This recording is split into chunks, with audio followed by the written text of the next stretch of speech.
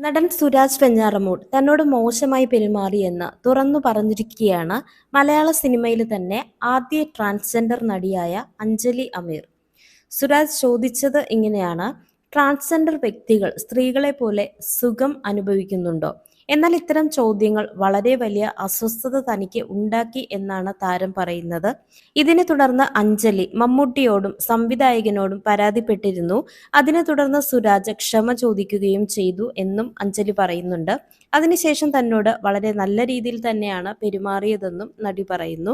Cinema മേഖലയിലുള്ള ഭൂരിഭാഗം ആളുകളും മറ്റുള്ളവരെ ബഹുമാനിക്കുന്നവർ ആണെങ്കിലും സ്വീകാര്യമല്ലാത്ത രീതിയിൽ നമ്മളോട് പെരുമാറുന്ന ഒരു ന്യൂനപക്ഷം ആളുകളും ഇവിടെയുണ്ടെന്നും അഞ്ജലി പറയുന്നു. അതേസമയം സുരാജ് ചെയ്തത് ഈ സമയത്ത് ഇങ്ങനെ എടുത്തു പറയാൻ മാത്രം അത്ര വലിയ തെറ്റാണോ എന്നും, ഒരു കാര്യം അറിയാൻ ചോദിച്ചതല്ലേ, അത് ആർക്കും ഉണ്ടായേക്കാവുന്ന സംശയമാണെന്നും, അവർക്കത് ഇഷ്ടപ്പെടാഞ്ഞത് കണ്ട് മാപ്പ് പറഞ്ഞില്ലേ എന്ന് അഭിപ്രായപ്പെടുന്നവരും ഉണ്ട്.